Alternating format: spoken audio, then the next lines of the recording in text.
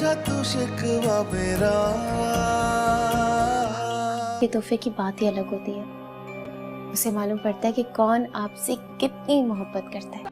किसने कब और कैसे जाना है ये सब कुछ तय है। कोई किसी की वजह से ना ज्यादा जी सकता है ना अपने वक्त से पहले इस दुनिया से रुखसत हो सकता है। अल्हम्दुलिल्लाह पहले से बहुत बेहतर हैं, आराम कर रही हैं, डॉक्टर के कहने के मुताबिक ट्रीटमेंट भी हो रहा नहीं चाहता हूँ कि मेरा बेटा इस तरह की नेगेटिव एनवायरनमेंट में ग्रो अप करे।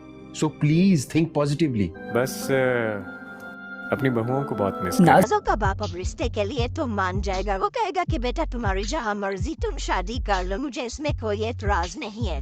लेकिन जब रूहाम अपना रिश्ता लेकर नाज़ो के घर पर पहुँचेगा तो नाज़ो की माँ सरासर ही इनकार कर देगी और कहेगी कि मैं अपनी बेटी का रिश्ता किसी मिडिल क्लास फैमिली में नहीं कर सकती। मैंने इसके लिए बहुत अच्छे ख्वाब देखे हैं। मैं इतने छोटे घर में इसकी शादी किसी सूरत में भी नहीं कर सकती। जिस पर नाज़ो कहती है कि अम्मी मुझे ये रिश्ता मंजूर है तो आपको क्या एतराज है। मैं किसी ऊंचे घर में नहीं जाना चाहती, बस आप मेरी जल्दी से शादी कर दे। मैं अब इस घर में नहीं रहना चाहती। जबकि दूसरी तरफ अब ये भी देखने वाले हैं कि अब जब राहिम और अब्रिश को इस बात का पता चलेगा कि रूहान नाज़ो को पसंद करता है और उससे शादी करने वाला है तो उनके लिए एक बहुत बड़ी मुसीबत पैदा हो जाएगी।